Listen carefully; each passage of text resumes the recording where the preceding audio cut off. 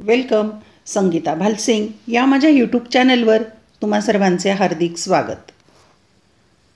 वाणिज्य संघटन व व्यवस्थापन इयत्ता 11वी हा विषय आपण अभ्यासाला घेतलेला आहे आणि यामधील प्रकरण क्रमांक 4 व्यवसाय संघटनांचे प्रकार भाग 1 या प्रकरणावरील आपण स्वाध्याय सोडवणार आहोत.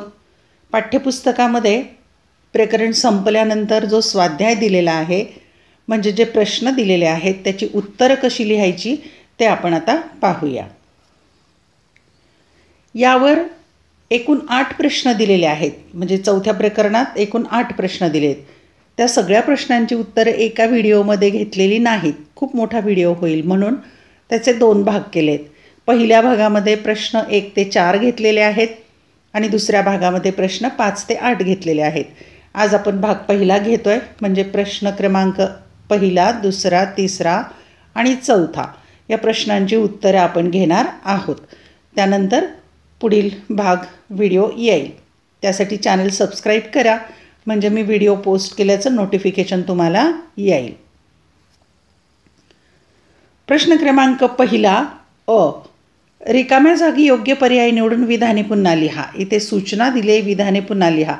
म्हणजे उत्तराचा फक्त शब्द न लिहिता विधान लिहायचं आणि मग त्यात अचूक उत्तर लिहायचं आहे. 1. एकल व्यापारी व्यवसाय संस्थेमध्ये टिंबटिंब व्यावसायिक गुप्तता असते. पर्याय अ. कमीत कमी, ब. जास्तीत जास्त, क. मर्यादित. आणि अचूक उत्तराचा पर्याय आहे जास्तीत जास्त. पूर्ण वाक्यामध्ये लिहायचं आहे. एकल व्यापारी व्यवसाय संस्थेमध्ये जास्तीत जास्त व्यावसायिक गुप्तता असते. 2. अविभक्त हिंदू कुटुंब पद्धती व्यवसायात संस्थेतील सदस्यांना टिंबटिंब असे म्हणतात. पर्याय अ. सुतार, ब. सहकर्ते, क. कर्ता. आणि उत्तराचा अचूक पर्याय आहे सहकर्ते. 3. अविभक्त हिंदू कुटुंब पद्धती व्यवसायात संस्थेतील प्रमुखाला टिंबटिंब असे म्हणतात. पर्याय अ. कर्ता, ब. सहकर्ते, क. संस्थापक. आणि अचूक उत्तर आहे कर्ता. 4. महाराष्ट्रामध्ये भागीदारी व्यवसाय संस्थेची नोंदणी करणे टिंबटिंब असते. पर्याय अ. सक्तीचे, ब. ऐच्छिक, क. सोपी. आणि अचूक उत्तर आहे सक्तीचे असते. 5. संयुक्त भांडवली संस्थेमधील सभासदांची जबाबदारी टिंबटिंब असते. पर्याय अ. मर्यादित, ब. अमर्यादित, क. निर्बंधित. आणि अचूक उत्तर आहे मर्यादित असते. क्रमांक 6. संयुक्त भांडवली संस्था ही टिंबटिंबने निर्माण केलेली कृत्रिम व्यक्ती आहे. पर्याय अ. कायद्याने, ब. कराराने, क. स्वेच्छेने. आणि अचूक उत्तर आहे कायद्याने निर्माण केलेली कृत्रिम व्यक्ती आहे. 7. संयुक्त भांडवली संस्थेची नोंदणी करणे टिंबटिंब असते. पर्याय अ. सक्तीचे, ब. मुक्त, क. अनावश्यक. आणि अचूक उत्तर आहे सक्तीचे असते. 8. सहकारी संस्थेमधील सभासदाची जबाबदारी टिंबटिंब असते. पर्याय अ. मर्यादित, ब. निर्बंधित, क. जास्तीत जास्त. आणि अचूक उत्तर आहे मर्यादित. 9. भारतीय सहकारी संस्था कायदा टिंबटिंब साली संमत करण्यात आला. पर्याय अ. 1912, ब. 1913, क. 1911. आणि अचूक उत्तर आहे 1912. 10. टिंबटिंब हे कंपनीची सही किंवा स्वाक्षरी म्हणून कार्य करते. पर्याय अ. बोधचिन्ह, ब. सामायिक चिन्ह, क. सामायिक प्रतिमा. आणि उत्तराचा अचूक पर्याय आहे बोधचिन्ह. ब प्रश्न आहे जोड्या जुळवा. अ गट आणि ब गट. अ गटामध्ये अ. खाजगी कंपनी, ब. सार्वजनिक कंपनी, क. बोधचिन्ह, ड. भागीदारी कायदा, ई. संयुक्त हिंदू कुटुंब व्यवसाय. अ गटामध्ये 5 बाबी आहेत आणि ब गटात 10 आहेत. म्हणजे 5 जोड्या लागतील, 5 लागणार नाहीत. 1. कर्ता, 2. स्थानिक बाजारपेठ, 3. 1932, 4. जास्तीत जास्त 200 सभासद, 5. एकपात्री प्रयोग, 6. कमीत कमी 7 सभासद, 7. कमीत कमी 10 सभासद, 8. कंपनीची सही, 9. जास्तीत जास्त 100 सभासद, 10. व्यवस्थापक. आपण जोड्या पाहूया. उत्तरामध्ये क्रमांक 1 खाजगी कंपनी, त्याची जोडी आहे जास्तीत जास्त 200 सभासद. 2 सार्वजनिक कंपनी कमीत कमी 7 सभासद. नंतर बोधचिन्हाची जोडी आहे कंपनीची सही. नंतर भागीदारी कायदा 1932 आणि शेवट संयुक्त हिंदू कुटुंब व्यवसाय करता. क प्रश्न आहे योग्य शब्द शब्दसमूह किंवा संज्ञा लिहा. 1 सहकारी संस्थेचे दैनंदिन व्यवस्थापन पाहण्यासाठी सभासदांनी निवडून दिलेले प्रतिनिधी मंडळ, त्याला म्हणायचं व्यवस्थापन समिती. 2 व्यवसायाचा मालक हाच त्याच्या व्यवसायाचा चालक व निर्णयकर्ता असतो, याला संज्ञा आहे एकल व्यापारी किंवा वैयक्तिक एकटा व्यापारी. नंतर 3 एकपात्री प्रयोगासारखा व्यवसाय संघटन प्रकार, त्याला म्हणायचं आहे एकल व्यापारी व्यवसाय किंवा वैयक्तिक व्यापारी व्यवसाय. 4 अविभक्त हिंदू कुटुंब पद्धती व्यवसाय संस्थेतील सदस्य, तिथे संज्ञा सहकर्ते. नंतर 5 जो भागीदार आपले नाव भागीदारी संस्थेला देतो, त्याला म्हणायचं नामधारी किंवा नाममात्र भागीदार किंवा सभासद म्हणतात. 6 या कंपनीमध्ये भागांचे मुक्तपणे हस्तांतर करता येते, त्याचं उत्तर आहे सार्वजनिक कंपनी. 7 भागीदारीचा लेखी करार, संज्ञा आहे तिथे भागीदारीचा करार. 8 सहकारी संस्थेचे ध्येय, संज्ञा आहे तिथे सेवा. आणि शेवट आहे 9 सेवा प्रेरित व्यवसाय संघटना, त्याला म्हणायचं आहे सहकारी संस्था. अशा प्रकारे शब्द समूह किंवा संज्ञा आहे. ड प्रश्न आहे चुकी बरोबर ते लिहा. आता इथे पहा चुकी बरोबर आहे त्याची उत्तरं मी अगोदर इथे घेते. बरोबर विधानं कोणती आहेत आणि चूक विधानं कोणती आहेत त्यानुसार आपण जाऊया. चूक विधानं फक्त 10 आणि 12 क्रमांकाची, बाकी सगळी बरोबर आहेत. पाहू आपण. क्रमांक 1 एकल व्यापारी हा त्याच्या व्यवसायाचा निर्णय करता असतो, विधान बरोबर आहे. 2 एकल व्यापारी हा स्थानिक बाजारपेठेत कार्य करतो, बरोबर. 3 लहान प्रमाणावरील व्यवसायासाठी एकल व्यापारी हा संघटन प्रकार उपयुक्त आहे, बरोबर. 4 एकत्र हिंदू कुटुंब पद्धती व्यवसायामध्ये कर्त्याची जबाबदारी अमर्यादित असते, बरोबर. 5 एकत्र हिंदू कुटुंब पद्धती व्यवसायामध्ये अमर्यादित सभासद संख्या असते, बरोबर. 6 संयुक्त भांडवली संस्था मोठ्या प्रमाणावर भांडवल उभारणी करू शकते, बरोबर. 7 कंपनीमध्ये मालकी व व्यवस्थापन यात फारकत केली जाते, बरोबर. 8 संयुक्त भांडवली संस्थेचे व्यवस्थापन संचालक मंडळ पाहते, बरोबर. 9 भागीदारी संस्थेमध्ये करार हा लेखी किंवा तोंडी असू शकतो, बरोबर. 10 भागीदारी संस्थेमध्ये प्रत्येक भागीदाराची जबाबदारी ही मर्यादित असते, हे विधान चूक आहे. आता इथे पहा, इथे 10 नंबरचं विधान चूक आहे. 11 सहकारी संस्थेचा मुख्य हेतू सभासदांना सेवा देणे हा असतो, हे विधान बरोबर आहे. आणि 12वं विधान सहकारी संस्थेचे सभासदत्व घेणे बंधनकारक असते, हे विधान चूक आहे. आता लक्षात घ्या की बरोबर विधानं कोणती आणि चूक विधानं कोणती. फक्त 10वं आणि 12वं विधान चूक आहे. प्रश्न आहे ई गटात न बसणारा शब्द शोधा. शब्दांचा गट दिलाय, त्या गटात न बसणारा किंवा विसंगत शब्द सांगायचा आहे. 1 एकल व्यापारी व्यवसाय, अविभक्त हिंदू कुटुंब पद्धती, अशासकीय संघटना म्हणजे NGO आणि भागीदारी संस्था. या गटामध्ये न बसणारा शब्द आहे NGO म्हणजे अशासकीय संघटना. 2 सक्रिय भागीदार, भागधारक, नाममात्र भागीदार आणि गुप्त भागीदार. अचूक किंवा गटात न बसणारा शब्द आहे भागधारक. प्रश्न आहे फ खालील विधाने पूर्ण करा. 1 खाजगी व्यवसाय क्षेत्राचे मालकी व व्यवस्थापन टिंबटिंबकडे असते, त्याचं उत्तर आहे खाजगी क्षेत्राकडे असते. क्रमांक 2 टिंबटिंब या व्यवसायात फक्त एकच व्यक्ती मालक असते, त्याचं उत्तर आहे एकल व्यापारी किंवा वैयक्तिक व्यापारी. 3 टिंबटिंब व्यवसाय संघटन प्रकारामध्ये जन्माने सभासदत्व प्राप्त होते, त्याचं उत्तर आहे संयुक्त हिंदू कुटुंब व्यवसाय. 4थं विधान व्यवसायाच्या दैनंदिन कामकाजामध्ये भाग घेणारा भागीदार, त्याला म्हणतात सक्रिय भागीदार. 5 भागीदाराच्या कालावधी संदर्भात जेव्हा भागीदारीच्या करारामध्ये कोणतीही तरतूद केली जात नाही तेव्हा त्या प्रकारास टिंबटिंब म्हणतात, त्याला म्हणतात ऐच्छिक भागीदारी म्हणतात. 6 अविभक्त हिंदू कुटुंब व्यवसायाची मालमत्ता सामूहिकपणे टिंबटिंब यांच्या मालकीची असते, त्याचं उत्तर आहे कर्ता व त्यांचे सहकर्ते, यांच्या मालकीची असते. 7वं विधान, सहकारी संस्थेचे व्यवस्थापन टिंबटिंब तत्वावर आधारलेले असते. त्याचं उत्तर आहे लोकशाही तत्वावर आधारलेले असते. 8, सहकारी संस्थेत मतदानासाठी टिंबटिंब नियम असतो. तिथे आहे एक व्यक्ती एक मत. 9वं विधान, संयुक्त भांडवली संस्थेत मतदानासाठी टिंबटिंब नियम असतो.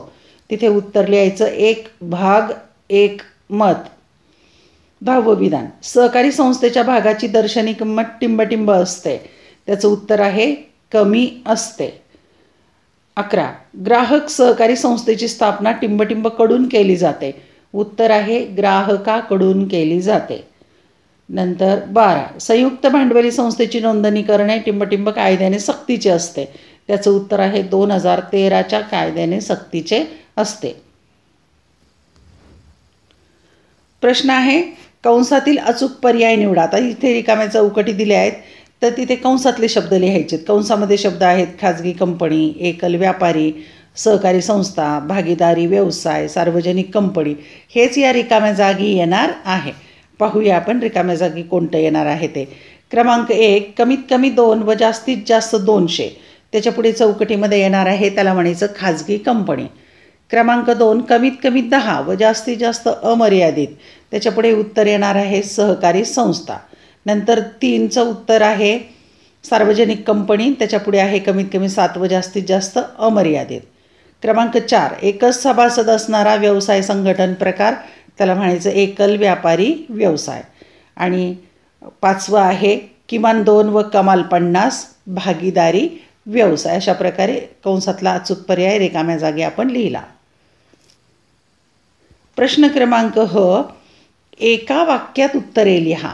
1, एकल व्यापारी व्यवसाय म्हणजे काय? 2, भागीदारी संस्थेची व्याख्या सांगा. 3, संयुक्त भांडवली संस्थेचा अर्थ काय? 4, अविभक्त हिंदू कुटुंब व्यवसाय म्हणजे काय?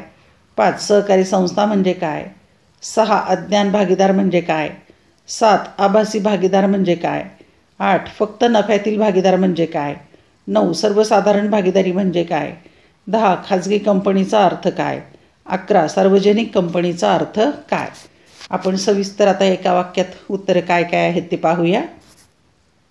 क्रमांक 1, एकल व्यापारी व्यवसाय म्हणजे काय? उत्तर, ज्या व्यवसाय संघटनेत एकच व्यक्ती संपूर्ण व्यवसायाची एकमेव मालक, गुंतवणूकदार, नियंत्रक, व्यवस्थापक व जोखीम वाहक असते, नफ्याला अथवा तोट्याला जबाबदार असते, त्या व्यवसाय संघटनेस एकल व्यापारी व्यवसाय म्हणतात. 2, भागीदारी संस्था कशास म्हणतात? उत्तर, 2 किंवा अधिक व्यक्तींनी स्वेच्छेने एकत्र येऊन भांडवलाचे योगदान करून व कायद्याने मान्य असा व्यवसाय करून झालेला नफा व इतर परस्पर लाभ आपापसात वाटून घेण्याबाबत करार करतात, त्यास भागीदारी संस्था म्हणतात. एका वाक्यात उत्तर लिहायचे. क्रमांक 3, संयुक्त भांडवल संस्थेचा अर्थ काय? उत्तर, कंपनी कायद्यानुसार ज्या व्यवसाय संघटनेची नोंदणी झालेली असते व नफा मिळवणे हा प्रमुख हेतू असतो, अशा व्यवसाय संघटने संयुक्त भांडवल संस्था म्हणतात. 4, अविभक्त हिंदू कुटुंब व्यवसाय म्हणजे काय? उत्तर, एकत्र हिंदू कुटुंबातील कर्त्या व्यक्तीच्या नियंत्रणाखाली कुटुंबातील सर्व सभासद संयुक्तपणे जो व्यवसाय करतात त्यास अविभक्त किंवा एकत्र हिंदू कुटुंब व्यवसाय म्हणतात. एका वाक्यात उत्तर लिहायचे. क्रमांक 5, सहकारी संस्था म्हणजे काय? उत्तर, मर्यादित साधनसंपत्ती असलेल्या व्यक्तींनी समता व एकता या तत्वावर स्वेच्छेने एकत्र येऊन आपला आर्थिक विकास एकत्रितरित्या घडवून आणण्यासाठी जी संस्था सहकारी कायद्याखाली स्थापन केलेली असते तिला सहकारी संस्था म्हणतात. 6, अज्ञान भागीदार म्हणजे काय? उत्तर, ज्या व्यक्तीचे वय 18 वर्षापेक्षा कमी असते, कायदेशीररित्या अशी व्यक्ती करार करू शकत नाही, परंतु भारतीय भागीदारी कायदा 1932 मधील तरतुदीनुसार भागीदारी संस्थेचा भागीदार असते, अशा व्यक्तीला अज्ञान भागीदार म्हणतात. एका वाक्यात उत्तर लिहायचे. क्रमांक 7, आभासी भागीदार म्हणजे काय? उत्तर, जो भागीदार भागीदारी व्यवसाय संघटनेतून निवृत्त झालेला असतो पण अजूनही त्याचे भांडवल व्यवसाय संस्थेत तसेच आहे व जो व्यवसायात सक्रिय सहभाग घेत नाही परंतु नफ्यात सहभागी असतो, त्या भागीदाराला आभासी भागीदार म्हणतात. 8, फक्त नफ्यातील भागीदार कोणास म्हणतात? उत्तर, जो भागीदार संस्थेला भांडवल पुरवतो, ज्याला व्यवसायात सक्रिय भाग घेता येत नाही, ज्याची जबाबदारी अमर्यादित असते, जो भागीदार फक्त नफ्यात सहभागी होतो परंतु तोट्यामध्ये सहभागी होत नाही, अशा भागीदारास फक्त नफ्यातील भागीदार म्हणतात. एका वाक्यात उत्तर लिहा. क्रमांक 9. सर्वसाधारण भागीदारी म्हणजे काय? उत्तर: ज्या भागीदारी व्यवसायात प्रत्येक भागीदाराला व्यवसायाच्या व्यवस्थापनाबाबत समान हक्क व अधिकार असतात व त्याची जबाबदारी अमर्यादित, सामूहिक, वैयक्तिक असते, त्या भागीदारी व्यवसायास सर्वसाधारण भागीदारी म्हणतात. 10. खाजगी कंपनीचा अर्थ काय? उत्तर: जी कंपनी आपल्या नियमावलीद्वारे भाग हस्तांतरास निर्बंध घालते अथवा परवानगी देत नाही व ज्यात कमाल सभासद संख्या 200 असते, तसेच तिचे भाग अथवा कर्ज रोखे घेण्यासाठी ती लोकांना आवाहन करू शकत नाही, तिला खाजगी कंपनी म्हणतात. एका वाक्यात उत्तर लिहायचे. 11. सार्वजनिक कंपनीचा अर्थ काय? उत्तर: ज्या कंपनीच्या भाग हस्तांतरणावर मर्यादा नसते, कमाल सभासद संख्येवर मर्यादा नसते, आम जनतेकडून भाग विक्री, कर्ज रोखे विक्री करून भांडवल उभारणी करता येते, त्या कंपनीस सार्वजनिक कंपनी म्हणतात. प्रश्न आहे. खालील वाक्यातील अधोरेखित शब्द दुरुस्त करून वाक्य पुन्हा लिहा. वाक्यामध्ये शब्द अधोरेखित केलेला आहे किंवा अंडरलाईन केला आहे तो चुकीचा आहे, तो दुरुस्त करून शब्द लिहायचा. 1. सार्वजनिक कंपनीच्या भागांचे मुक्तपणे हस्तांतर करता येत नाही. इथे हस्तांतर करता येत नाही आपण दुरुस्त करून लिहायचं, हस्तांतर करता येते. क्रमांक 2. खाजगी कंपनीमध्ये किमान 3 संचालक असतात. 3 शब्द चुकलेला किंवा दुरुस्त करू आपण, तिथे लिहायचं 2 संचालक असतात. 3रं विधान: संयुक्त भांडवल संस्थेची नोंदणी करणे सक्तीचे नसते, तर तिथे उत्तर दुरुस्त करून लिहायचं असते, नसतेच्या ऐवजी. 4. एकल व्यापारी व्यवसाय संस्थेमध्ये गोपनीयता कमी असते. कमी शब्द दुरुस्त करून लिहायचा, तिथे लिहायचं अधिक किंवा जास्त असते. 5. भागीदारी संस्थेमध्ये कमीत कमी 3 सभासद असतात. 3च्या ऐवजी शब्द लिहायचा, तिथे 2 सभासद असतात. 6. अविभक्त हिंदू कुटुंब व्यवसायातील श्रेष्ठ व्यक्तीला सहकर्ते असे ज्येष्ठ व्यक्तीला सहकर्ते म्हणतात. सहकर्ते दुरुस्त करायचं आहे, कर्ता असे म्हणतात. आणि 8. भारतामध्ये भारतीय भागीदारी कायदा 1940 मध्ये अंमलात आणला जातो. आता भारतीय भागीदारी कायदा 1940च्या ऐवजी लिहायचं 1932. प्रश्न क्रमांक 2. संज्ञा किंवा संकल्पना स्पष्ट करा. 1. एकल व्यापारी व्यवसाय. 2. भागीदारी संस्था. 3. अविभक्त हिंदू कुटुंब व्यवसाय. 4. सहकारी संस्था. 5. संयुक्त भांडवली संस्था. 6. कर्ता. 7. व्यवस्थापन समिती. 8. नामधारी भागीदार. आपण संज्ञा किंवा संकल्पना स्पष्ट करूया. क्रमांक 1. एकल व्यापारी व्यवसाय. उत्तर: 1.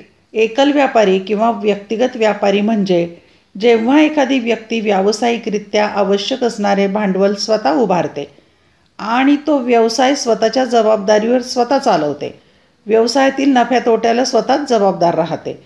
एकल व्यापारी संस्था हा असा संघटन प्रकार आहे की ज्यामध्ये एकच व्यक्ती आपले स्वतःचे भांडवल गुंतवून अथवा कर्जरूपाने भांडवल उभे करून स्वतःच्या बुद्धिमत्तेवर, कलाकौशल्यावर व जबाबदारीवर धोका पत्करून नफा मिळवण्यासाठी व्यवसाय सुरू करते. पात्रता धारण केलेल्या डॉक्टरने चालवलेला व व्यवस्थापित केलेला वैद्यकीय दवाखाना हे व्यक्तिगत व्यापारी संघटनेचे उत्तम उदाहरण आहे. 2. व्यक्तिगत व्यापारी संस्थेची स्थापना सोयीची व सुलभ असते, कारण या संस्थेची नोंदणी करणे, दाखला मिळवणे यासारख्या कायदेशीर औपचारिक बाबी नसतात. एकल व्यापारी संस्थेत एकच व्यक्ती मालक व व्यवस्थापक असल्यामुळे दैनंदिन व्यवहारासंबंधी व धोरणासंबंधी जास्तीत जास्त व्यावसायिक गुप्तता राखता येते. कष्ट व फळ यांचा या संघटन प्रकारात सहसंबंध असतो, त्यामुळे व्यक्तिगत व्यापाऱ्याला जास्त मेहनत घेण्यास प्रेरणा मिळते. व्यक्तिगत व्यापारी हा त्याच्या व्यवसायाचा एकमेव मालक असल्यामुळे तत्परतेने निर्णय घेऊन त्या निर्णयाची तात्काळ अंमलबजावणी करू शकतो. एकल व्यापाऱ्याची व्यवसायात जबाबदारी अमर्यादित असते. दुसरी संज्ञा आहे भागीदारी संस्था. उत्तर: 1. भारतीय भागीदारी कायदा 1932 कलम 4 मध्ये भागीदारी या संज्ञेची व्याख्या पुढील प्रमाणे देण्यात आली आहे. सर्वांतर्फे एकाने किंवा काहींनी किंवा सर्वांनी चालवलेल्या व्यवसायातील नफ्याची वाटणी आपापसात करण्याचे ज्या ज्या व्यक्तींनी ठरवले आहे त्या सर्व व्यक्तींच्या परस्परातील संबंधांना भागीदारी म्हणतात. थोडक्यात, जेव्हा 2 किंवा अधिक व्यक्ती नफा मिळवण्याच्या उद्देशाने एकत्रित येऊन सामूहिकपणे व्यवसाय करतात तेव्हा त्या व्यवसायास भागीदारी व्यवसाय म्हणतात. 2. भागीदारी संस्थेला भागीदाराहून वेगळे असे स्वतंत्र कायदेशीर अस्तित्व नसते. म्हणजेच भागीदारी संस्था व भागीदार भिन्न नसतात. भागीदार संस्थेच्या स्थापनेच्या वेळी भागीदारांमध्ये एक करार केला जातो, त्यास भागीदारी करार म्हणतात. या करारामध्ये व्यवसाय चालवण्यासंबंधी नियम तयार करण्यात आलेले असतात. विशेषतः नफ्याची वाटणी कशी होईल यासंबंधी नियम केलेला असतो. जर नफा वाटण्याचे प्रमाण करारात उल्लेख नसेल तर सर्व भागीदारांमध्ये समप्रमाणात नफ्याचे वाटप केले जाते. संकल्पना किंवा संज्ञा स्पष्ट करायची. क्रमांक 3. अविभक्त हिंदू कुटुंब व्यवसाय. उत्तर 1. एकत्र हिंदू कुटुंब संस्था ही कौटुंबिक व्यवसाय संघटना आहे. ही व्यावसायिक संस्था हिंदू कायदा व हिंदू वारसा हक्क 1956 यामधील कायदेशीर तरतुदींप्रमाणे चालवली जाते. एकत्र म्हणजे अविभक्त किंवा संयुक्त. हिंदू कुटुंबातील सर्व सभासद कुटुंबातील कर्त्या म्हणजे वयाने सर्वात ज्येष्ठ व्यक्तीच्या नियंत्रणाखाली व मार्गदर्शनाखाली नफा कमवण्यासाठी जो व्यवसाय करतात त्या व्यवसायाच्या संयुक्त स्वरूपाला संयुक्त हिंदू कुटुंब व्यवसाय म्हणतात. असा व्यवसाय करणाऱ्या संघटन प्रकाराला संयुक्त हिंदू कुटुंब व्यवसाय संस्था म्हणतात. हा व्यवसाय संघटन प्रकार भारतात उदयास आला व भारतातच चालतो व अजूनही तो अस्तित्वात आहे. हा व्यवसाय एका पिढीकडून दुसऱ्या पिढीकडे वारसा हक्काने जातो. 2. अविभक्त हिंदू कुटुंबातील ज्येष्ठ व्यक्ती कुटुंब प्रमुख होते. या कुटुंब प्रमुखास कर्ता म्हणतात. कुटुंबाच्या सर्व सभासदांच्या वतीने कर्त्याला कुटुंबाचा व्यवसाय चालवण्याचे पूर्ण अधिकार असतात. कर्त्यानंतर कुटुंबातील सर्व सभासद या संस्थेचे सामूहिक मालक असतात. त्यांना सहकर्ते म्हणतात. 3. मिताक्षरा विचारधारेनुसार अविभक्त हिंदू कुटुंब व्यवसायात व संपत्तीमध्ये फक्त पुरुषांनाच व्यवसायाचे सदस्यत्व मिळते. वडिलांच्या बरोबरीने मुलाला वडिलोपार्जित संपत्तीमध्ये समान हक्क मिळतो. ही विचारधारा आसाम, बंगाल व ओडिशाचा काही भाग सोडून देशभर प्रचलित आहे. दयाभागा विचारधारेनुसार पुरुष व स्त्रिया या दोघांनाही अविभक्त हिंदू कुटुंब व्यवसायात व संपत्तीमध्ये समान हक्क प्राप्त होतात. पुरुषाच्या मृत्यूनंतर त्याची संपत्ती व व्यवसाय त्याच्या पत्नीकडे हस्तांतरित होतो. संज्ञा स्पष्ट करायची आहे. 4. सहकारी संस्था. उत्तर 1. आंतरराष्ट्रीय श्रमिक संघटनेने सहकारी संस्थेची केलेली व्याख्या. सामान्यतः मर्यादित साधने असलेल्या व्यक्तींचे स्वेच्छेने एकत्रित येऊन आपली समान आर्थिक उद्दिष्टे साध्य करण्यासाठी लोकशाही पद्धतीने व्यवसाय संघटनेचे नियंत्रण करण्यासाठी जी संस्था स्थापन केली जाते तिला सहकारी संघटन म्हटले जाते. भारतामध्ये सहकारी संस्था किरकोळ व्यापारामध्ये, शेती क्षेत्रामध्ये, गृहबांधणी, विपणन, पतपुरवठा, बँक व्यवसाय इत्यादी क्षेत्रामध्ये कार्यरत असल्याचे आढळून येते. भारताला स्वातंत्र्य मिळाल्यानंतर शेती क्षेत्रामध्ये बी-बियाणे, खते, औषधे, शेती अवजारे इत्यादींच्या सहकारी संस्थांचा विकास झाल्याचे दिसते. 2. सहकारी संस्था मुख्यतः सेवा पुरवणाऱ्या संस्था म्हणून ओळखल्या जातात. सर्वांसाठी एक व एकासाठी सर्वजण अशा तत्वानुसार सहकारी संस्था चालवल्या जातात. भारतातील सहकारी चळवळीने जगासमोर आदर्श उदाहरण घालून दिलेले आहे. भारतीय अर्थव्यवस्थेमध्ये सहकारी चळवळीचे महत्त्व खूप मोठे आहे. भारतात स्थानिक पातळीपासून ते देश पातळीपर्यंत विविध स्तरांवर सहकारी संस्था कार्यरत असल्याचे दिसून येते. संज्ञा स्पष्ट करायची आहे. 5. संयुक्त भांडवली संस्था. उत्तर 1. नफा मिळवणे हा प्रमुख उद्देश ठेवून कोणताही कायदेशीर व्यवसाय करण्यासाठी एकत्र येऊन काही व्यक्ती ज्या संघटनेची स्थापना करतात व त्याची कंपनी कायद्याखाली नोंदणी करतात त्या संघटनेला संयुक्त भांडवली संस्था किंवा कंपनी म्हणतात. कंपनी हा संघटन प्रकार प्रामुख्याने औद्योगिक क्रांतीनंतर उदयास आला.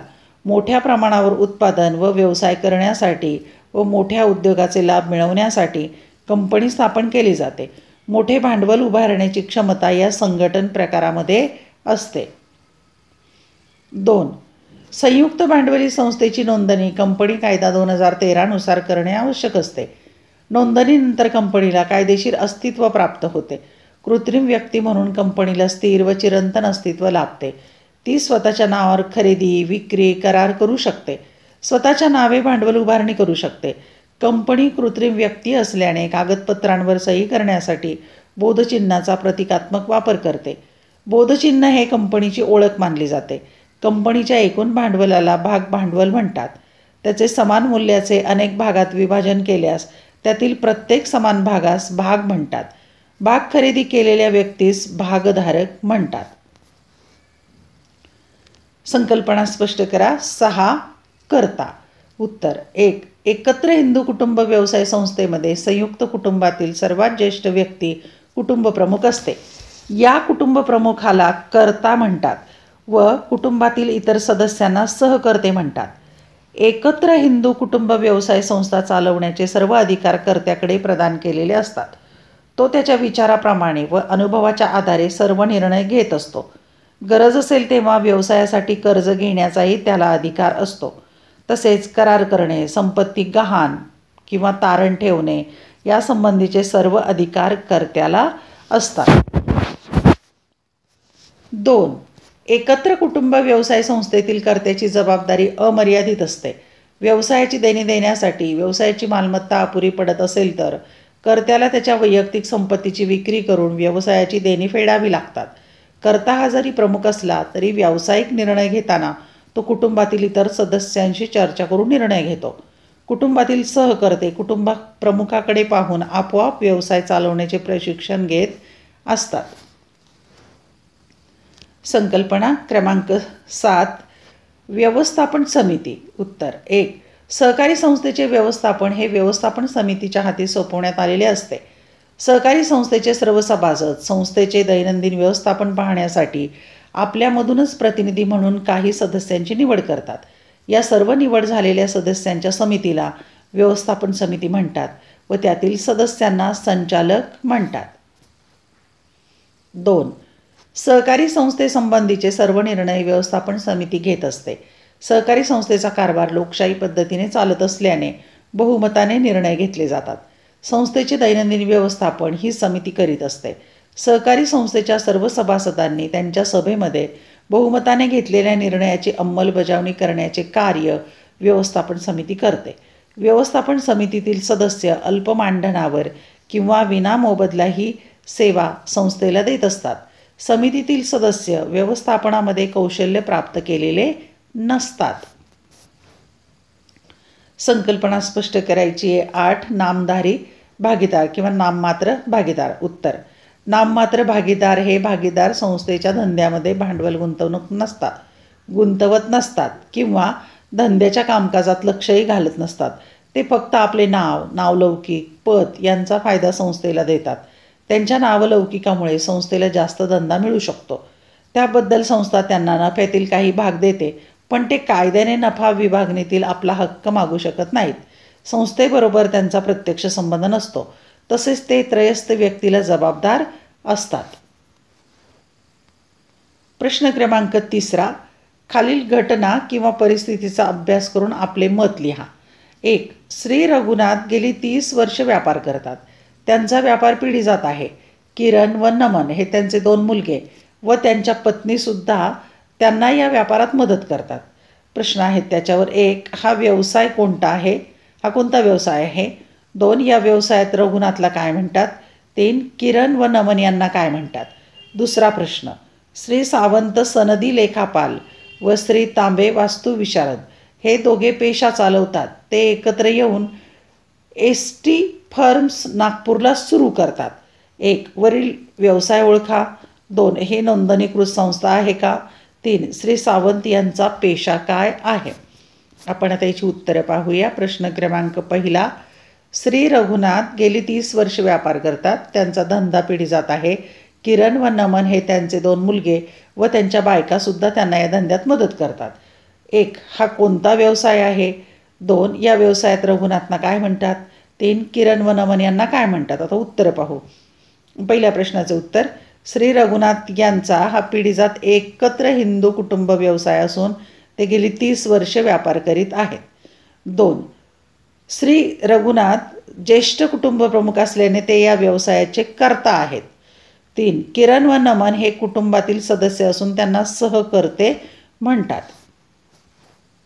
दुसरा प्रश्न आहे, श्री सावंत सनदी लेखापाल व श्री तांबे वास्तुविशारद हे दोघेही पेशा चालवतात. ते एकत्र येऊन ST फर्म्स नागपूरला सुरू करतात.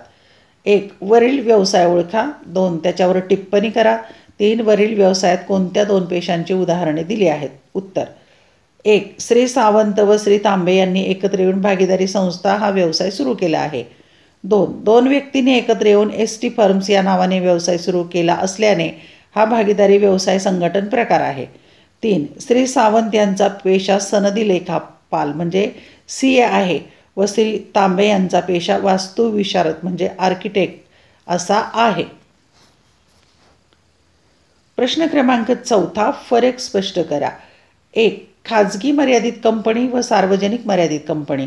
2. एकल व्यापारी व्यवसाय व भागीदारी संस्था.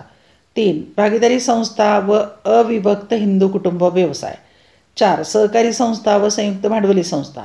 5. अविभक्त हिंदू कुटुंब व्यवसाय व संयुक्त भांडवली संस्था. 6. सहकारी संस्था व भागीदारी संस्था. आपण फरक स्पष्ट करूया. क्रमांक 1. खाजगी मर्यादित कंपनी आणि सार्वजनिक मर्यादित कंपनी. उत्तर लिहिताना 2 भाग करायचे. एका भागामध्ये खाजगी मर्यादित कंपनी, दुसऱ्या भागामध्ये सार्वजनिक मर्यादित कंपनी. आणि फरकासाठी पहिला मुद्दा लिहायचा अर्थ.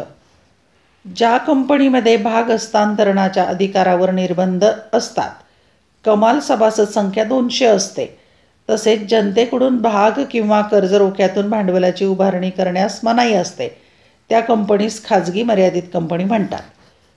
ज्या कंपनीमध्ये भाग हस्तांतरणाच्या अधिकारावर निर्बंध नसतात, कमाल सभासद संख्येवर मर्यादा नसते, तसेच जनतेकडून भाग किंवा कर्ज रोख्यातून भांडवलाची उभारणी करण्यास मनाई नसते, त्या कंपनी सार्वजनिक मर्यादित कंपनी म्हणतात. फरकाचा दुसरा मुद्दा आहे सभासद संख्या. खाजगी मर्यादित कंपनीत किमान सभासद संख्या 2 असते तर कमाल सभासद संख्या 200 असते. सार्वजनिक मर्यादित कंपनीत किमान सभासद संख्या 7 असते तर कमाल संख्येवर मर्यादा नसते. तिसरा फरकाचा मुद्दा आहे नियामक सभा. खाजगी मर्यादित कंपनीला नियामक सभा घेण्याची सक्ती किंवा आवश्यकता नसते. सार्वजनिक मर्यादित कंपनीला नियामक सभा घेणे बंधनकारक असते म्हणजे सक्तीचे असते. फरकाचा चौथा मुद्दा आहे भाग हस्तांतरण. खाजगी मर्यादित कंपनीत भागांचे हस्तांतरण होत नाही. सार्वजनिक मर्यादित कंपनीत भागांचे हस्तांतरण व विक्री कंपनीच्या नियमानुसार सार्वजनिकरित्या करता येते. फरकाचा पाचवा मुद्दा आहे भांडवल. खाजगी मर्यादित कंपनीला कमीत कमी वसूल भांडवल 1,00,000 रुपये इतके गोळा करावे लागते किंवा उभारावे लागते. सार्वजनिक मर्यादित कंपनीला कमीत कमी वसूल भांडवल 5,00,000 रुपये इतके गोळा करावे लागते किंवा उभारावे लागते. फरकाचा 6वा मुद्दा माहितीपत्रक प्रसिद्ध करणे. माहितीपत्रक किंवा माहितीपत्रकाऐवजी निवेदन प्रसिद्ध करावे लागत नाही. माहितीपत्रक किंवा माहितीपत्रकाऐवजीचे निवेदन प्रसिद्ध करावे लागते. फरक स्पष्ट करण्यासाठी आहे व्यक्तिगत व्यापारी व्यवसाय म्हणजेच एकल व्यापारी व्यवसाय आणि भागीदारी संस्था. 2 भागात व्यक्तिगत व्यापारी व्यवसाय आणि भागीदारी संस्था. फरकासाठी पहिला मुद्दा आहे अर्थ.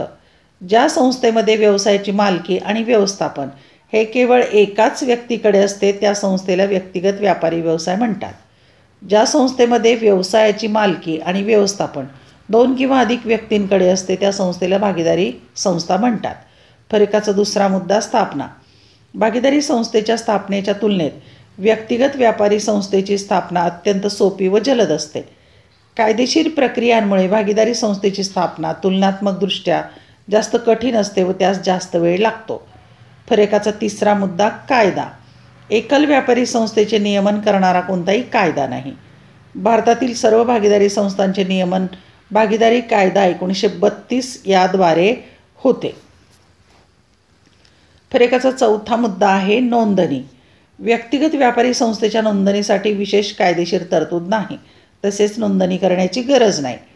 भारतीय भागीदारी कायदा 1932 मधील तरतुदीनुसार भागीदारी संस्थेची नोंदणी करता येते. नोंदणीची आवश्यकता नाही, परंतु महाराष्ट्र राज्यात 1 एप्रिल 1985 पासून भागीदारी संस्थेची नोंदणी करणे सक्तीचे आहे. फरकाचा 5वा मुद्दा गुप्तता. व्यक्तिगत व्यापारी संघटनेत व्यवसायासंबंधी जास्तीत जास्त गुप्तता राखता येते. भागीदारी संस्थेत व्यावसायिक गुपिते सर्व भागीदारांना माहीत असतात, मात्र ही गुपिते आम जनतेस माहीत नसतात. 6वा फरकाचा मुद्दा व्यावसायिक कौशल्य. व्यक्तिगत व्यापारी संस्थेत फक्त एकच व्यक्ती स्वतःच्या कौशल्याचे योगदान व्यवसायाच्या व्यवस्थापनात करीत असते. भागीदारी संस्थेत विविध प्रकारचे चातुर्य, कौशल्य व व्यावसायिक संपर्क एकत्रित आणले जातात. त्यामुळे श्रमविभागणी व विशेषीकरणाचे फायदे व्यवस्थापनात मिळतात. फरक स्पष्ट करा. क्रमांक 3. भागीदारी संस्था आणि अविभक्त हिंदू कुटुंब व्यवसाय 2 भागात लिहायचं. एका भागात भागीदारी संस्था, दुसऱ्या भागात अविभक्त हिंदू कुटुंब व्यवसाय. फरक मुद्दा आहे अर्थ. ज्या व्यवसाय संघटनेत करार करण्यास पात्र असलेल्या 2 किंवा अधिक त्यापेक्षा जास्त व्यक्ती भांडवलाचे योगदान करून नफा मिळवण्यासाठी कोणताही कायदेशीर व्यवसाय सामूहिकरित्या करतात, त्या व्यवसाय संघटनेस भागीदारी संस्था म्हणतात. अविभक्त हिंदू कुटुंबातील सर्व सभासद कुटुंबातील कर्त्या म्हणजे वयाने सर्वात ज्येष्ठ व्यक्तीच्या मार्गदर्शनाखाली व नियंत्रणाखाली नफा कमावण्याच्या उद्देशाने जो व्यवसाय करतात, त्या व्यवसायास अविभक्त हिंदू कुटुंब व्यवसाय म्हणतात. फरकाचा दुसरा मुद्दा आहे निर्मिती. भागीदारी संस्था ही भागीदारांच्या करारातून व भारतीय भागीदारी कायदा 1932च्या तरतुदीप्रमाणे व्यवसाय करून नफा कमावण्यासाठी निर्माण होते. अविभक्त हिंदू कुटुंब व्यवसाय संस्था ही हिंदू कायद्यातील तरतुदीनुसार व्यवसाय करून नफा कमावण्यासाठी निर्माण होते. फरकाचा तिसरा मुद्दा आहे सभासद संख्या.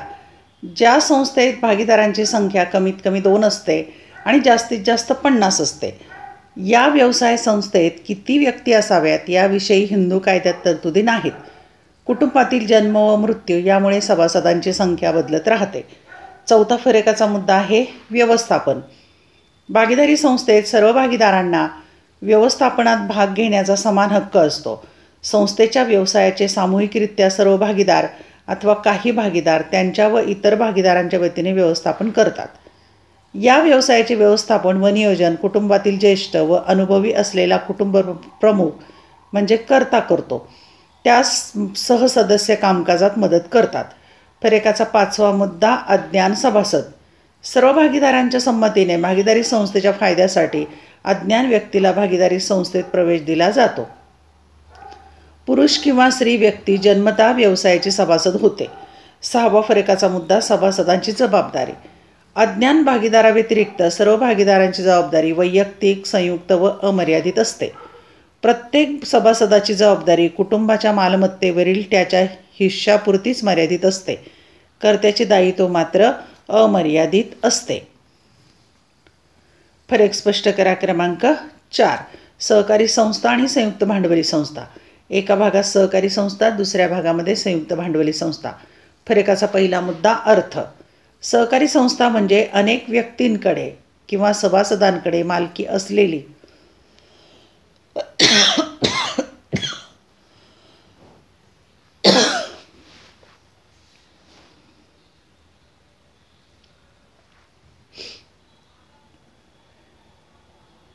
परंतु व्यवस्थापन फक्त व्यवस्थापन समितीकडे असणारी नोंदणीकृत संघटना होय. संयुक्त भांडवली संस्था म्हणजे अनेक व्यक्तींकडे मालकी असलेली परंतु व्यवस्थापन फक्त प्रतिनिधींकडे असते अशी नोंदणीकृत संघटना होय. फरकाचा दुसरा मुद्दा आहे नियमन करणारा कायदा. सहकारी संस्थेचे सहकारी कायदा 1912 व त्यानंतर त्यामध्ये केलेल्या सुधारणांमधील तरतुदीनुसार नियमन व नियंत्रण केले जाते. संयुक्त भांडवली संस्थेचे कंपनी कायदा 1956 व त्यानंतर त्यामध्ये केलेल्या सुधारणांमधील तरतुदीनुसार नियमन व नियंत्रण केले जाते. उद्देश. फरकाचा तिसरा मुद्दा. सभासदांना जास्तीत जास्त सेवा, सुखसोयी व सवलती देणे हा उद्देश असतो. सहकार्यातून सेवा हे ब्रीद असते. इतर कंपन्यांशी व संस्थांशी स्पर्धा करून जास्तीत जास्त नफा मिळवणे हे ध्येय असते. फरकाचा चौथा मुद्दा आहे भागांचे हस्तांतरण. सहकारी संस्थेच्या भागांचे हस्तांतरण होत नाही. भाग संस्थेला परत करावे लागतात. सार्वजनिक कंपनीचे भाग मुक्तपणे विकता येतात. भाग बाजारात त्यांच्या किमती वारंवार जाहीर होत असतात. फरकाचा 5वा मुद्दा सभासदत्व. सहकारी संस्थेमध्ये किमान सभासद संख्या 10 असते, परंतु कमाल सभासद संख्येवर मर्यादा नसते. खाजगी कंपनीच्या बाबतीत किमान सभासद संख्या 2 आणि कमाल सभासद संख्या 200 असते. सार्वजनिक कंपनीच्या बाबतीत किमान सभासद संख्या 7 व कमाल सभासद संख्येवर मर्यादा नसते. 6वा फरकाचा मुद्दा मताधिकार. सभासदाजवळ संस्थेचे कितीही भाग असले तरी त्याला एकच मत असते. एक सभासद एक मत असा नियम असतो. संस्थेच्या प्रत्येक भागाला एक मत असते. एक भाग एक मत असा नियम असतो. फरक स्पष्ट करा. क्रमांक 5. अविभक्त हिंदू कुटुंब व्यवसाय संस्था आणि प्रमंडळ किंवा संयुक्त भांडवली संस्था 2 भागात लिहायचं. एका भागामध्ये अविभक्त हिंदू कुटुंब संस्था, दुसऱ्या भागात प्रमंडळ किंवा संयुक्त भांडवली संस्था. अर्थ फरकाचा पहिला मुद्दा. अविभक्त हिंदू कुटुंबातील सभासद सर्वात ज्येष्ठ व्यक्तीच्या किंवा कर्त्याच्या मार्गदर्शनाखाली व नियंत्रणाखाली जो वारसा हक्काने प्राप्त झालेला वडिलोपार्जित व्यवसाय नफा कमावण्यासाठी संयुक्तपणे चालवतात त्या व्यवसायास अविभक्त हिंदू कुटुंब व्यवसाय संस्था म्हणतात. नफा मिळवणे हा प्रमुख उद्देश ठेवून एखादा कायदेशीर व्यवसाय करण्यासाठी एकत्र येऊन काही व्यक्तीच्या संघटनेची स्थापना करून तिची कंपनी कायद्याखाली नोंदणी करतात त्या संघटनेला प्रमंडळ म्हणजेच संयुक्त भांडवली संस्था म्हणतात. फरकाचा दुसरा मुद्दा आहे नियमन करणारा कायदा. अविभक्त हिंदू कुटुंब व्यवसाय संस्थेचे हिंदू कायदा व हिंदू वारसा हक्क यामधील तरतुदीनुसार नियमन व नियंत्रण केले जाते. संयुक्त भांडवली संस्थेचे कंपनी कायदा 1956 मधील तरतुदीनुसार नियमन व नियंत्रण केले जाते. फरकाचा तिसरा मुद्दा नोंदणी. अविभक्त हिंदू कुटुंब व्यवसाय संस्थेची नोंदणी करण्यासाठी कोणतीही तरतूद त्याला लागू पडणाऱ्या कायद्यात केलेली नाही. संयुक्त भांडवली संस्था ही कंपनी कायद्यानुसार नोंदवलेली ऐच्छिक संस्था असल्यामुळे तिची नोंदणी करणे सक्तीचे आहे. फरकाचा चौथा मुद्दा आहे सभासदांची संख्या. अविभक्त हिंदू कुटुंब व्यवसाय संस्थेत किती सभासद असावेत याविषयी हिंदू कायद्यात तरतुदी नाहीत. कुटुंबातील व्यक्तीच्या जन्म व मृत्यू यामुळे सभासदांची संख्या बदलत राहते. खाजगी कंपनीत कमीत कमी 2 व सार्वजनिक कंपनीत कमीत कमी 7 सभासद लागतात. खाजगी कंपनीत जास्तीत जास्त 200 सभासद असू शकतात, परंतु सार्वजनिक कंपनीत सभासदांच्या कमाल संख्येवर मर्यादा नसते. 5वा फरकाचा मुद्दा कायदेशीर अस्तित्व. अविभक्त हिंदू कुटुंब व्यवसाय संस्थेला तिच्या सभासदांपासून कायदेशीर स्वतंत्र अस्तित्व नसते. संयुक्त भांडवली संस्था ही एक कृत्रिम व कायद्याने निर्माण केलेली व्यक्ती आहे, त्यामुळे तिला भागधारकांकडून वेगळे स्वतंत्र कायदेशीर अस्तित्व नसते. 6वा फरकाचा मुद्दा आहे सभासदांचे दायित्व. प्रत्येक सभासदाचे दायित्व कुटुंबाच्या मालमत्तेवरील त्याच्या हिश्शापुरते मर्यादित असते. कर्त्याचे दायित्व मात्र अमर्यादित असते. कंपनीच्या प्रत्येक सभासदाची देयता ही त्याने धारण केलेल्या भागांच्या दर्शनी किमती इतकी मर्यादित असते. फरक स्पष्ट करा. क्रमांक 6. सहकारी संस्था आणि भागीदारी संस्था. एका भागात सहकारी संस्था, दुसऱ्या भागात भागीदारी संस्था. पहिला अर्थ लिहायचा. मर्यादित साधनसंपत्ती असलेल्या व्यक्तींनी समता व एकता या तत्वावर स्वेच्छेने एकत्र येऊन आपला आर्थिक विकास एकत्रितरित्या घडवून आणण्यासाठी जी संस्था सहकारी कायद्याखाली स्थापन झालेली असते तिला सहकारी संस्था म्हणतात. ज्या व्यवसाय संघटनेत करार करण्यास पात्र असलेल्या 2 किंवा त्यापेक्षा जास्त व्यक्ती भांडवलाचे योगदान करून नफा मिळवण्यासाठी कोणताही कायदेशीर व्यवसाय सामूहिकरित्या करतात त्या व्यवसाय संघटनेस भागीदारी संस्था म्हणतात. फरकाचा दुसरा मुद्दा उद्देश. सभासदांना जास्तीत जास्त सेवा, सुखसोयी व सवलती देणे हा सहकारी संस्थेचा मुख्य उद्देश असतो. नफा कमवणे हा दुय्यम उद्देश असू शकतो. व्यवसाय करून नफा मिळवणे हे भागीदारी संस्थेचे प्रमुख उद्दिष्ट असते. सेवा देणे हा दुय्यम उद्देश असू शकतो. फरकाचा तिसरा मुद्दा सभासदत्व. सहकारी संस्थेमध्ये किमान सभासद संख्या 10 असते, परंतु कमाल सभासद संख्येवर मर्यादा नसते. भागीदारी संस्थेत भागीदारांची संख्या कमीत कमी 2 असते व जास्तीत जास्त 50 असते. फरकाचा चौथा मुद्दा आहे देयता. सहकारी संस्थेतील सभासदांचे दायित्व त्यांनी धारण केलेल्या भागांच्या रकमेइतके मर्यादित असते. अज्ञान भागीदाराव्यतिरिक्त सर्व भागीदारांचे दायित्व वैयक्तिक, संयुक्त व अमर्यादित असते. फरकाचा 5वा मुद्दा कायदेशीर अस्तित्व. सहकारी संस्थेला सभासदांहून स्वतंत्र असे कायदेशीर अस्तित्व असते, म्हणजे सहकारी संस्था व सभासद एकमेकांपासून भिन्न असतात. भागीदारी संस्थेला भागीदाराहून वेगळे असे स्वतंत्र कायदेशीर अस्तित्व नसते, म्हणजे भागीदारी संस्था व भागीदार भिन्न नसतात. 6वा फरकाचा मुद्दा आहे नोंदणी. संबंधित राज्यातील सहकारी कायद्यातील तरतुदीनुसार सहकारी संस्थेची नोंदणी करणे अनिवार्य किंवा आवश्यक असते. भागीदारी कायदा 2032 मधील तरतुदीनुसार भागीदारी संस्थेची नोंदणी करता येते, परंतु महाराष्ट्र राज्य वगळता सर्व राज्यात भागीदारी संस्थेची नोंदणी करणे वैकल्पिक असते. अशा प्रकारे आपण भाग 1 मधील 1 ते 4 प्रश्न सोडवलेले आहेत.